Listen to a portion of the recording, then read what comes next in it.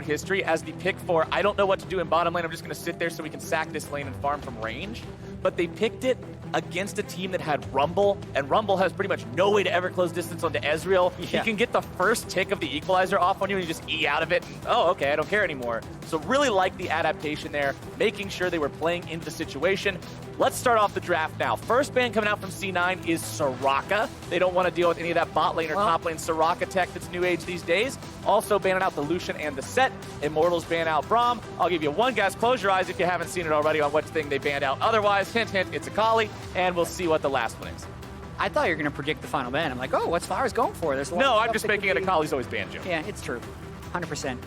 Lucian as well, falling to the ban phase. Rumble, even something that Immortals was good against last week, also going banned. And the first pick, Tahm Kench, that is a little bit interesting to me, but just with how good Sven and Vulcan looked on Aphelios, Tahm Kench last week, they'd be comfortable doing that. I think they'd also be comfortable doing Senna Tahm Kench. Yep, you can also put Misfortune in there too next to him because he's able to keep her safe as well. It just is an on switch for a lot of AD carries that are otherwise really worried about vulnerability and positioning.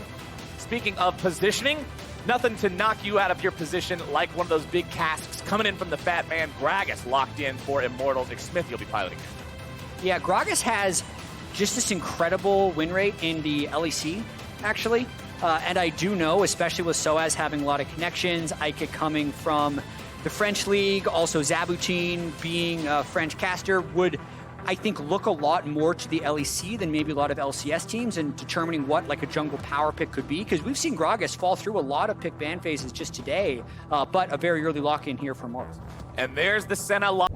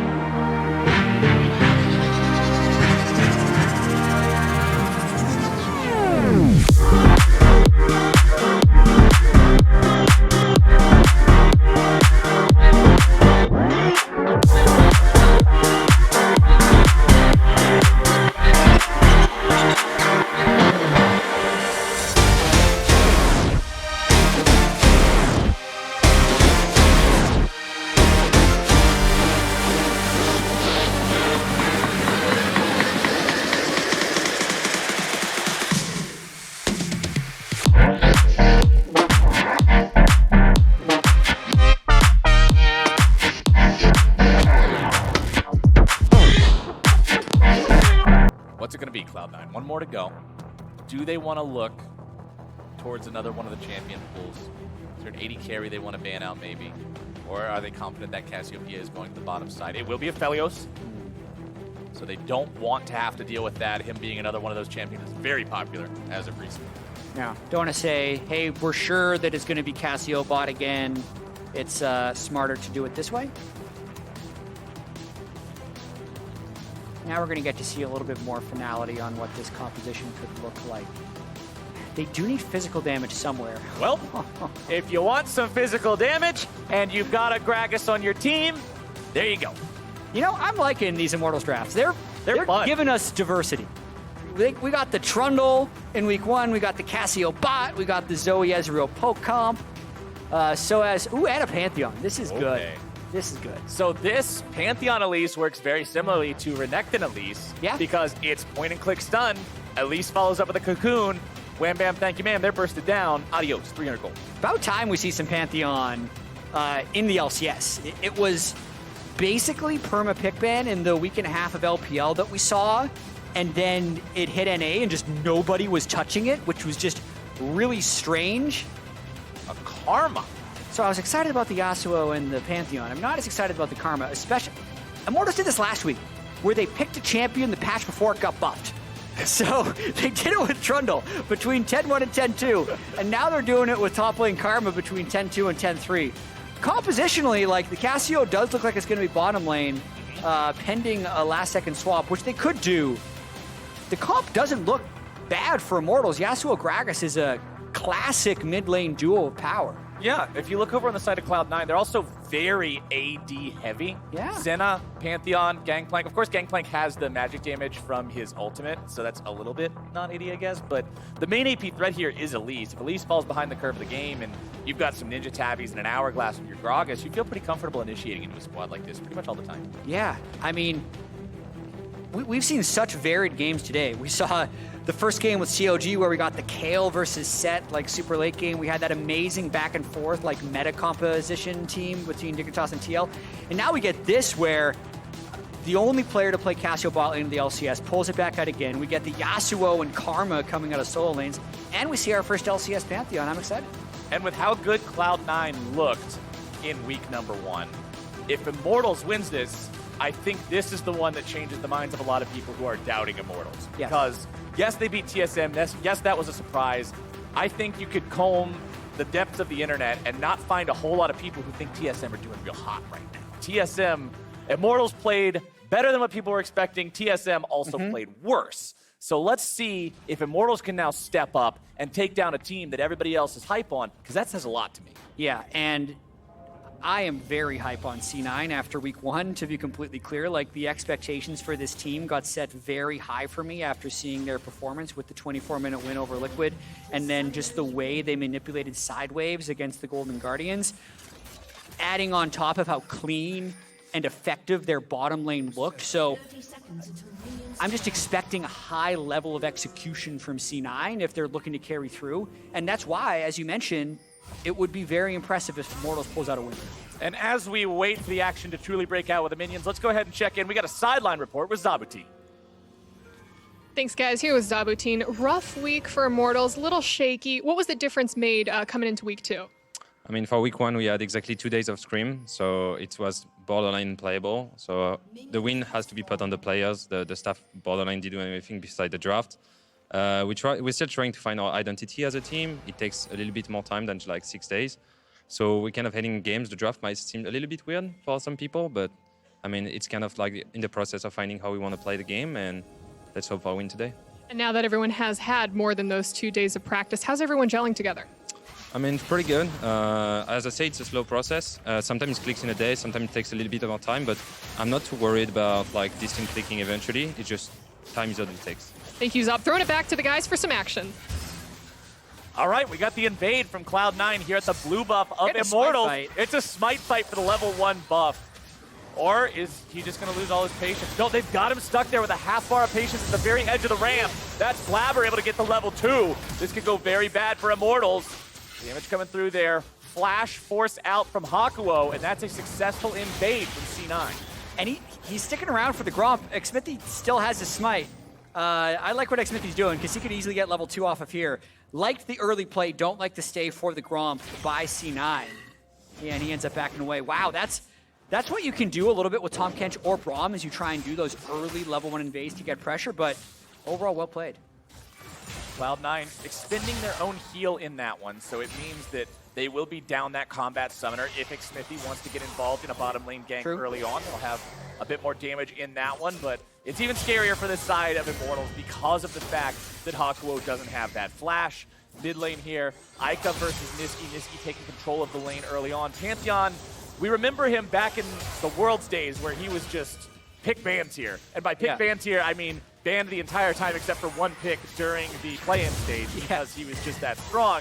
Obviously been toned down since then, but still a very powerful duelist. Yeah, and incredibly reliable gank support. The thing you'll want to do on Pantheon, and you can see it when you're kind of over his head, when he's fully stacked on his passive, it means his W will have 3 auto attacks afterwards, which will nearly full stack his passive again. So you wait until you're full, you W when you auto 3 times, and then you have a choice. You can either auto again and get an empowered Q, or you can just Q and then get an empowered E, which will be 3 seconds of directional invulnerability. Which is a lot. Really, really hard to trade back into and great for gank assist. So, oh no, Blabber! That is not where the Cocoon wanted to go, brother. I agree, Yeah. guy in the audience. I agree. I heard somebody else be like, what? Yeah. Like, how do you miss that Cocoon? How do you miss that Cocoon? It's, I don't know. Was there a juke that I missed? I was trying to come up with something clever to say I don't have anything. Yeah. That's a personal error there on Blabber, not finding the Cocoon on that one. Means Soaz is able to walk away pretty effortlessly, and no real summoner spells, no anything expended in the top side there. Soaz did actually walk a little irregularly. I just watched it back. It looked like he was just juking permanently, which is something you should probably do. Most people are, don't think to do that, but still, what? How do you miss that? All right, I'm not on that. It was a good gank attempt. It happened. It's done. We must move on. As bottom side, Xmithy, although he lost that starting blue, he doesn't feel too bad. He's still able to not get double crabbed, so he grabs the bottom side Scuttle Crab. You can see Blabber farming up his chicken camp. He's level 4 compared to Xmithy's 3. Barrel rolling in there, trying to steal away some little chickens. Impossible, but won't be so. Niski trying to trade there with Ica, throwing out the wind wall to try to block a spear in trade, but Niski wisely saving it until afterwards. Finding a really good trade onto Ica here. Ignite drop down, nicely done! Solo kill for Niski. Yep, Pantheon's pretty strong. Now, Ica was confident there because his support was in River. So he's thinking, all right, if this guy goes in, it's fine. It's not fine. It's still Pantheon. He's very strong. But, yeah, a misplay by Ica there. Flashing a little bit late. Still got flash followed by Niski and not respecting the Ignite. So watching this, he's just trying to get his wave into the turret. That's all he's trying to do. That's the 3 seconds. Is trying to track his spells. Yeah, the empowered Q post-flash. Very well played by Niski. It's like one of those old Spike TV shows where they ask who would win between the Spartan and the Samurai. Well, we don't need a 30-minute show to figure that one out this time around. It's definitely the Spartan early on in the lane, so to say. As we've got the serrated Dirk on Niski as well. Lots of extra power coming out from that one to make sure you've got the armor penetration through the lethality to do even more damage with those spears. Also, keep your eyes on Niski now that he's got the level 6 to see if he gets involved in these other lanes. As a mid-lane Pantheon, it's so easy to be all over the map. And that's the scariest thing about this composition for C9 is Pantheon ultimate, GP ultimate, and an Elise jungle. That's some tower dive right there if they get any type of pressure down bottom lane going with the Senna Tom Kench. And then after that, they're going to have the Tom Kench ult to go with all these globals. So this isn't a team fighting composition by C9. This is very much an early game skirmish. Let's run over the other team. And the solo kill for Pantheon is a great start. Infernal Drake first up here for Cloud9 means we will not see the Infernal Soul here again this game like we did in the last one. Cloud will be up next. Nice early Drake take around 6 minutes as we normally see compared to the last game where it wasn't taken until around 13. But Immortals hanging on here in the bottom side. Only a couple CS behind their opponents. The big story of this game so far, chat, is mid lane. 57-35 in the farm. Not only did that death cost him because he died, it cost him so much presence in his lane, and Ike is going to be trailing for a while. Yeah, still has clan. Doesn't necessarily matter since he's just getting pushed out anyway. And once Niski has mid priority, we saw last year he was very nearly the top vote getter for mid laners. Very good at playing with an advantage for mid lane. They can crash either side with this Pantheon at least pressure. Hello. Okay. I was going to say, that one. There's no way you miss 2 of these. Blabber finds some damage onto Xmithy there, but considering the solo lanes were coming to collapse, they don't want to seek any more violence here just yet. Niski goes right back to farming though, and Ica's just got to get very familiar with the terrain underneath this turret. Yeah, you can see Blabber really trying to play around this Pantheon. But it is difficult, though, because the Gangplank can't get priority over the Karma. So anytime they do an invade, they have to worry about Soaz roaming down. In the meanwhile, it looks like they're all just prepping for this 8-minute Rift Herald. Both bot lanes recalling to match up. I hope this one's a bloodbath. We'll see. Xmithy, level 5 here on the Gragas. Blabber the same, so smites are equal. But remember that Xmithy not having the level 6 ulti upgrade is way different than Blabber not having it. Much more important there for the Gragas. Vulcan not level 6 here either. Soaz coming in from the top side, but the fight's going to be breaking out. Gangplank ulti providing control. Damage coming through. Nisqy looking to grab the lockdown there. Hakuho and Altec on the run, but they're both going to find their way back to the spawn platform in a body bag. And C9 win themselves a fight. They don't even lose patience on Shelly, and they'll pick up the Rift Herald. That was really nicely done by C9. So many times when a team is set up around an objective with 4 people on one side and 1 on the other, it's like, are you getting collapsed on, or can you be the ones that do the collapsing? And C9, incredibly decisive, say, there's 4 people over there and a Karma behind us. Let's just go. The GP ultimate plays just a little bit behind Immortals. Because Sven landed that route, it times great with Nisqy's ultimate, so they can just run down both bot laners for Immortals and pick up that first Rift Herald. Beautifully done. Not only do they get them, but with all those summoner spells expended, that is all 3 combat summoners for the Immortals bottom lane. If there's a return visit from Blabber, or Nisqy, or Licorice's ulti, or pretty much anything, those guys are in a real rough spot. Again, Hakuho is still not having the box yet on the Thresh. We'll see how they want to play around that one as the top laners have gone in the bottom lane now. Licorice continuing to farm up, building an ever so slight advantage in farm over his opponent. It's even more worthwhile because you're Gangplank, you have the extra gold coming in. Looking back towards the mid lane, you can see Pantheon doing what Pantheon does. Every item is just a myriad of swords. Sword, sword, sword, sword, sword, sword, sword, sword, sword, sword. Yeah, how many long swords are in his build? There's got to be... It's like 4 per lethality item. It's a lot. Yeah. He likes swords. Either way, Pantheon Ultimate coming up soon, Rift Herald on the way. The question always is, where do you end up dropping this first Rift Herald? The ideal is they could actually make a play happen, get the first 2 plates down, then drop the Rift Herald for the turret. But good control warding by Immortals there. Lets them know Blabber's on the way. But will they be able to send anyone to stop it? Nisqy once again getting the better of Ica here in the mid lane. Xmithy shows up. Remember, it's so easy to get your last breath off on Yasuo. It's just 1v2ing. But Nisqy doesn't care. He's so far in control of this mid lane. Ica's done a pretty good job of trying to catch up some in that farm department, but Nisqy's just so far in control. There's so much. There's only so much you can do. Yeah. Top side, though.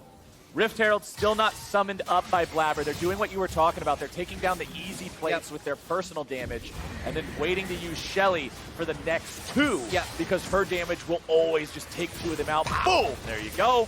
More money in the C9 pockets. Look at the gold lead.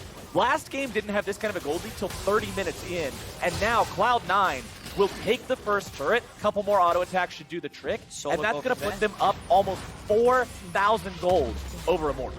Look at those nice guys playing around Sven. Everyone leaves so he can pick up full gold. No jungle or support greeting to get their own items.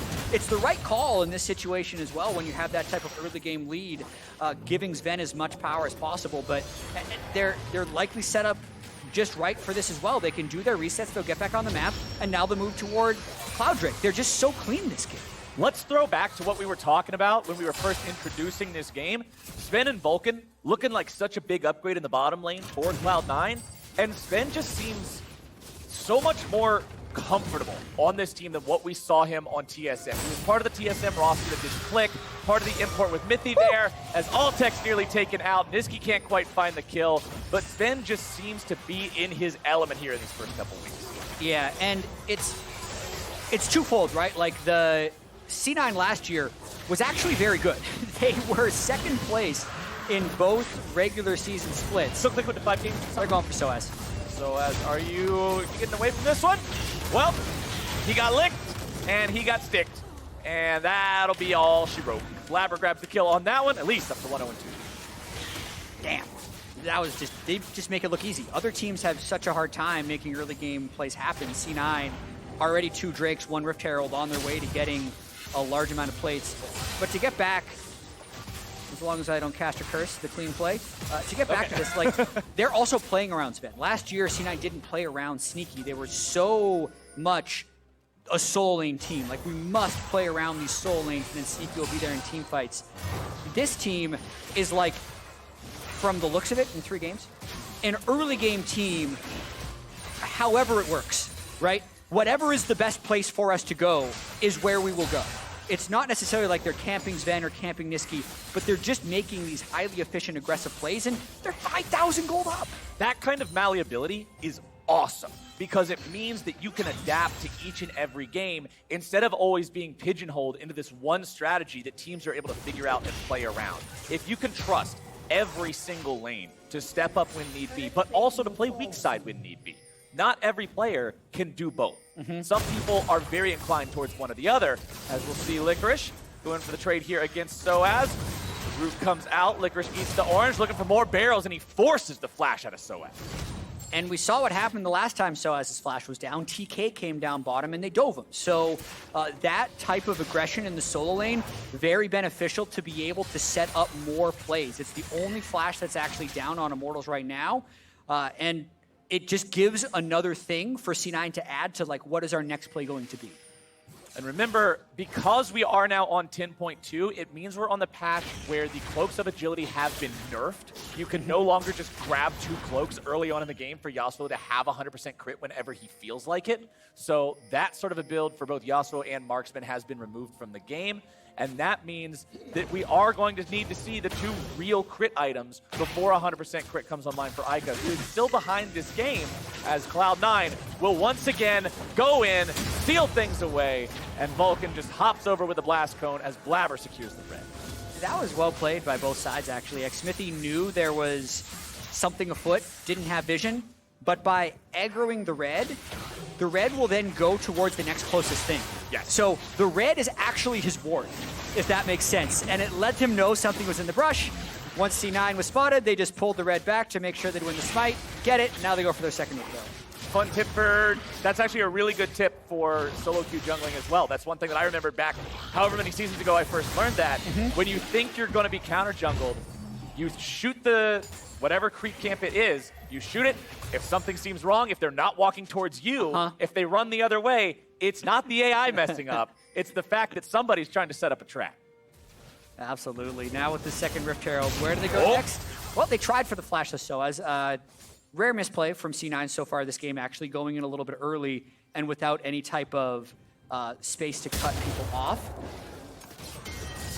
Vulcan hanging around the jungle just to make sure that Immortals doesn't try to steal back the red that they lost there in their own side. But Niski will pick that one up for the side of C9. Duskblade done means that much extra burst for this Pantheon. It was Phantom Dancer, the rush for Ica. Pretty standard Yasuo stuff. Makes him a bit more survivable here in the fights. Couple that with his shield, and maybe he'll be able to survive if he goes in. But it's still very risky when Cloud9 is up 6,000 gold. Third Drake spawning here in 1 minute. Herald summoned up in the mid lane. There's no more plate money available, but honestly, they're so far ahead. They just need the map control now. Take down the tier 1 turret. There you go. A couple more auto attacks should seal its fate. And that one's gone. Try and get Soaz while he's in transit. There we go. There's some damage coming out from the barrels. Licorice knows how to play this. When he throws down the ulti to the side to cut off the escape route that Soaz may be able to use, Soaz is forced to run down the long hallway. He might as well be walking the green mile. There is no way you're escaping that gangplank there. Hakuo trying to get out. The damage comes in. Senna's almost able to take him down. Altec grabs the return kill onto Niski, and Immortals finally gets themselves on the board. Yeah, misplay by Niski there. He used his E. It's directional invulnerability. His E wasn't facing the turret, so the turret just killed him as he was trying to do that dive. So good stopwatch by Hakuho to buy a lot of time during that dive, but Immortals is on the board, even though the Mountain Drake is likely gone soon. That's where they're TK ulting. Vulcan says team. Where's team's getting kills. Where's everybody at? Okay. Yeah. Well, they did manage to grab a kill onto Altec, and with the Cassiopeia down, I'd be willing to wager that we are not going to see any sort of resistance on this Drake from an Immortals squad that are 6,000 gold behind in 4v5, and that puts Cloud9 at Drake point 18 minutes into the game. This could be a 24-minute soul. This could be real fast. I mean, 23-minute with the 5-minute respawn timer on the Drake coming in, even faster. One thing that Ica did do is he's been able to pick up a lot of side lane farm. The one way that Immortals could think to try and get back in this would be get it fast. Very well done. He's about to reset and start healing. That's true. Everything C9 does just feels so practiced. Like, It feels really clean, this game. yeah. I am impressed so far. We'll see how swiftly and efficiently they can close this game out. Take another look here at how they caught Altec. Yeah, sitting on a control ward. The Vulcan was already on the next play, but Blabber and Sven said, hey, wait a minute, we'll pick this up. No harm for us. Definitely some for Altec. 1 and 2 on the Cassiopeia. He does have the Archangel Staff complete, but it has not evolved into Seraph's Embrace. The shield could be really big going forward. He needs 70 more mana, so he should hopefully have it before the next team fight breaks out. We'll see how far Cloud9 wants to push their aggro in this game. They will definitely be the ones deciding when and where the fights happen for the long foreseeable future. Yeah, they definitely want to continue to get picks. Their Baron damage is actually quite slow, so a lot of the acceleration is to kill someone outside of a turret, then go for the turret, and use kind of the Mountain Soul and Elder Dragon, if need be, to be the end game things. It's very much an early game composition that does need to succeed early. It succeeded very, very well. With flying colors. Yeah, but it doesn't mean that like the Baron will necessarily be easy for the champions they pick. Still trying to just fight over this vision here. Dare Immortals to come out and mess with them. Senna ult comes through, GP ulti doing the same. Look at Ika's health bar. Just Gangplank ult and Senna ult did that. Yeah, that's something Immortals gonna have to worry about. 2 buttons. 2 buttons. 2 buttons and it'll only get stronger as GP and Sven continue to pick up items. Sven really close to completing his Muramana, which will really up his damage. But as you can see there, they didn't win the fight, but they got everyone on Immortals low enough that then they were able to take a turn. And sometimes that's all you need to do. Yep. Winning the fight doesn't mean killing the enemy team. It just means controlling enough of the map that you can get something out of it. Top side, it's Vulcan with the Abyssal Voyage. C9 again, using these tools so well, making sure that they're taking advantage of the pick, not just to keep Senna safe, but to bring everybody around the map, control objectives. 5 turrets to 1, 6 kills to 1, 8,000 gold lead 20 minutes in. And I'm so happy to see them use their globals and their gold advantage to continue to accelerate the game. Like, it's not just grouping 5 mid and saying we have a gold lead, let's kill you. It's just making these somewhat uncounterable map plays to get advantages. A lot of the other teams in the LCS only end up getting second-tier inner turrets, at least in the past, after first Baron, right? It says, well, we need the Baron minions if we want to push the base. Well, you don't if you're really clean and executing at a high level, which is what C9 is doing. 2 minutes until that potentially final basic Drake spawns. Cloud9 very much aware of that. Also sweeping out some of the vision around the Baron here. One of the ways I guess you could throw a lead like this is giving away a Baron to your opponents for free when you didn't mean to, so they want to make sure they're not opening up those doors for Immortals. Because honestly, with a lead like this, 20 minutes into the game, Immortals is pretty much waiting on a Cloud9 throw. There's not really a move that you do where you're saying, okay, this is our opportunity to go in and we can win here. It's how do they goof up? Because you need a big goof. Yeah, and if C9 overdives, Immortals actually has a fast Baron, the Yasuo Cassiopeia would be very quick. They're just a long ways from that world. Mountain Drake up in a minute 10 and 1 kind of dangling middle turret that C9 is going to be going for. I feel like they're in another galaxy from that world. That's a real hard one to imagine from this game state. See if that tier 2 becomes a target here, if they're just drawing attention to it while they wait for the Drake to spawn. Niski doesn't want to be the guy who overextends himself down here. Would rather have his ranged allies come around and help that one. You can see Sven in the mid lane is going to keep pushing that one up, pressuring multiple locations at once. Licorice is in the top side. He's got the teleport ready. He's got the gangplank already. He can be there at a moment's notice.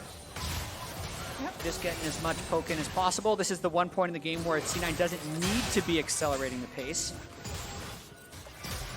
Tanky supports also all going Gargoyle Stoneplate Rush these days, recognizing that it's making them just so incredibly durable in the fights. You can see that being the first item completed on Vulcan's Tahm Kench, as Niski continues just making sure these waves are shoved up bottom side. Mountain Drake, T-minus 10 seconds. Niski with the flash, the damage is there, and the artillery fire from a long way away means C9 has this soul on lock. That was just cool to watch. Just the straight line of everything coming in with the CC locked. Karma, who went Ninja Tabby, yes, because they're basically all AD, but that also means you're more vulnerable to the CC chaining. It's a tough spot.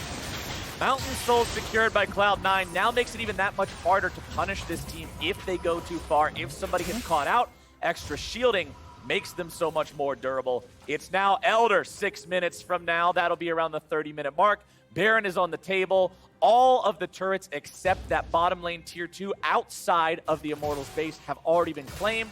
And this is where we hit a point where I think you truly get to see how well does a team use an early game lead, because this is where we see so many teams stall out.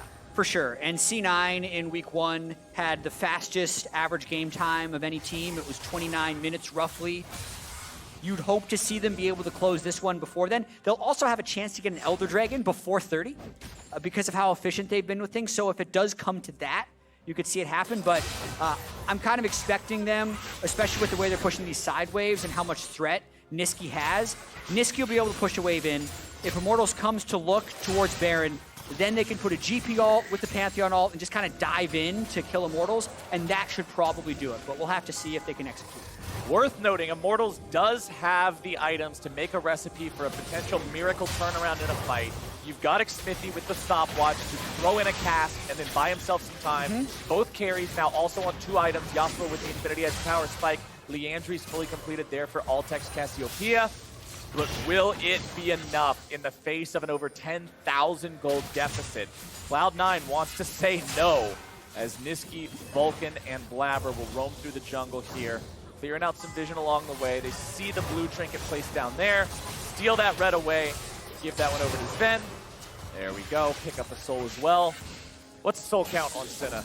Yeah, last I checked it was 50. It's at 52 right now, so nothing extreme. When the other team runs away from you constantly, it's really hard to farm souls off of them. But as you can see, every cannon will be an auto drop. If he's last hitting the minions low percent. And look, Immortals is kind of exposed to mid lane. This could be it. Vulcan going in. Immortals are now separated. Altec under pressure from Licorice, but it's going to be so much damage coming through on the back end of the fight. Sven grabbing a killing spree there onto Hakuo. Double kill for him. Altec's gone. Man, Immortals just lost 3, and Sven counted them all up. Yeah, I was ready to go into this whole spiel about, I'm going to do it anyway. All right, go for it. Hey, like We the got vision time. line is way out here. It's getting harder and harder for Immortals to do stuff. The only way they can get Baron vision is if they get mid priority. But C9 was just ahead of me. The instant Immortals went for mid priority, C9 jumped in. Right? They knew all of the possibilities beforehand and just completely decimated the Immortals. Baron now the target. As you said, this thing's slower than molasses for this team comp to take. You pretty much have to put 3 guys in the dirt and then have a flawless health bar state for your own team to go get it. Yeah. But sure enough, they got it. It's like, how is this game only 26 minutes in? Like, it feels like C9 has just been stomping on them for like an hour, but it's been only 26 minutes. We've said it a lot, but C9 looks good. They have Baron now. Now they can break the base. After Baron, if it's not over, they'll have enough inhibitor damage to be able to go get Elder Dragon. Gotta feel good for C9 right now. Looking phenomenal. Let's see how fast they finish this one off. Red buff picked up there for Sven. 5-0-3 on this Senna. Yeah, Just popping off, man. Popping off. RFC completed, 61 souls, so not only does he have the additional 75 range from his soul collection, he's going to be getting the extra 150 range from the RFC. Oh, here comes your initiation. Licorice caught out. Nice pickup there for Immortal. Smart play by Ica and the team right there. They could even try and get that turret if they were willing to trade a little bit more. I think Ica's going to stick around and get it, so always good to try and kind of catch Licorice doing janitor duty on waves. Weren't getting that kill anywhere else. Well, that does open up the opportunity for Cloud9 to take the tier 2 bottom, though. That is the last tier 2 turret on the map that was standing for Immortals, now gone. Baron power play is currently only at plus 1,200, which is under the value that taking the Baron itself gives your team. So Cloud9 needs to get a little more out of this for it to really feel worthwhile. Once Licorice respawns in 10 seconds, he will have TP to be able to join this fight. Hakuo nearly taken out. The damage and the range are so oppressive from Sven in these trades. As the bottom lane inhibitor turret falls, TP is channeled, and Cloud9 will utilize the last 70 seconds of this Baron to push hard in mid and bottom lane. Yep, fun fact, Senna autos do not get blocked by Wind Wall because they are not projectiles, so it makes it even harder for them to defend. Smithy rooted up. This could be bad news here for the side of Immortals. They will disengage properly, but they have already lost inhibitor number 1. Number 2 now the target. Baron Enchanted minions in 2 lanes. The cannons just harassing Alltech there in the bottom side. As you'll see the mid lane inhibitor fall here in just a moment. And that is 2 inhibs taken out. Plus 2,000 now on that Baron power play clock. And that means Cloud9 are feeling good about the state of this game. Elder spawns in 30. Yeah, what were we saying before that Baron happened? They'll use the Baron, get inhibs, and that'll open it up for Elder for them to be able to get that. Yeah, you predicted that pretty well. Every move in this game has kind of been like clockwork for C9. Like the very first play of Sven soloing Ica, that's the individual outplay, right? Niski soloing Ica. Yeah, sorry, Niski soloing Ica. But from there, it's every other play just kind of rolled off. It's like, okay, he now has mid priority, so they might just win here. Hakwo will find himself CC'd, but they don't have everybody else nearby, so they don't want to go in. They're still waiting on 2 of their members to come into this fight. Smithy's going to be forced to stasis here very early. Vulcan's going to be drawing all the fire. But speaking of fire, the artillery once again will rain down on Immortals. The damage is there. They are gone, gone, gone. Cloud9, 5 for 1. There it is. Immortals tried the desperation play. They were tired of C9's just perfect play around the map, tried to make something happen, unable to kill Sven and Vulcan as they go for the all-in initiation. And that, Captain Flowers, was a rout. Elder not required in what I believe is the cleanest game we've seen so far in these first couple of weeks. Cloud9 smash Immortals. And as I was saying before they got that final fight, is everything in that game was just in sequence, one play rolling into the next. The mid play into the first Drake, into the Rift Herald that they can get, into breaking a turret, into a turret dive bottom lane once the top lane was gone, into the next Drake, and so on and so forth. Like the global usage, the early lead, and just not making those mistakes is what is separating C9, even though it's only 3 games, what is separating C9 from the rest of the league right now. I can't wait until they play Dignitas, because they played very well today as well. But there's a difference in the way these teams approach the game. C9 is picking champions that have an advantage from minute 1 onwards that will not have an advantage at 30 minutes if they do not make plays. But they have been making the plays in this game, and that was impressive. Cloud9 looking so good here in these first 3 games. Deathless on 3 members, Blabber, Sven, Vulcan. Not one of them saw a black and white screen that entire game. So well done by this team. 4 out of 5 champions on Cloud9 in that game had a global or semi-global ultimate. And it just played into how seamless it made their communication and their plays look. Yeah, there couldn't be a spot on the map where Immortals could go. And it's really interesting, too, because when we're looking at this C9 team before the season, we're saying, okay, Sven is gone, Sneaky is gone, Zeyzal is gone. That's like the shot calling core. How are they going to look after the first 15 minutes? Pretty good so far, right? Yeah. Their boot camp has been solid. I think Vulcan is proving to be such a great addition as well. They look super good. Well, in the wake of that super good looking victory, let's go ahead and send things down to Avli, who's standing by with Cloud9's top laner. Thanks, Flowers. Cloud9 is looking super good because they are remaining undefeated with this victory. Now, Licorice, with week 2 and TSM and Team Liquid still looking a little shaky, people are now looking at Cloud9 as the top team. So do you see Cloud9 as the clear number 1, or is there a threat in the league? I mean, I think right now, the only team that looks super threatening to us is Dignitas, because they're also the only undefeated team. I think if we beat them, we'll be like the clear number 1, but until then, it's like, I think we're stronger, but it's hard to say for sure. Now, a lot of people are looking at Dignitas and Froggen as the main menace. Do you agree with that, or is there something greater? I mean, I think they had a really strong start. I think that like they're shaping up to look like a strong team. I think that a lot of teams will pick up as the play goes on. But right now, they're probably our number 1 opponent. And looking at you and Cloud9, you entered the team as a rookie on a team full of veterans, and now you are the longest standing member. So what's the team like for you personally now that Sven Skaren and Sneaky are no longer on the roster? I I mean, with the new guys, it's been good. Like we started early, we boot camped in Korea. We worked on team synergy because we like came in as like a new team, like a lot of fresh players, and like not having those old guard there like really changes the team dynamic. And so far, it's been really good. So I'm really proud of my team. Do you feel like you have a little bit more weight or clout when it comes to team decisions? I don't know if I'd say that. I think like at the end of the day, I think Reeford is like the big boss, and like everyone just gives their input, and I think we just all work really well together. Well, your next match is going to be against 100 Thieves. Now, they've been having a little bit of difficulty in the early game, but they somehow pull off the win in the late. So is that something that you take into account when you prepare for them? Not really. I mean, I think we play a pretty clean game right now, apart from me dying right after we got Baron. Like we closed out the game really cleanly, and I think as long as we play like that, we should win tomorrow as well. Final question for you. I saw that you guys banned Set on your side. I believe Someday broke out the set for today and had a pretty good performance on that. Is that a champion that you are a little nervous to go against in the top lane? I think with the new champions, it's kind of just like, it's like this wild card effect where when we look at ourselves, we are a really strong team. And if we play standard, we like win most games. So if we just don't open up the set that like might randomly like 1v5 a team fight, then it's just easier for us. Well, Licorice, thank you, and congratulations again on the win. And for everyone else, stick around because after the break, we're going to see Golden Guardians take on Evil Geniuses.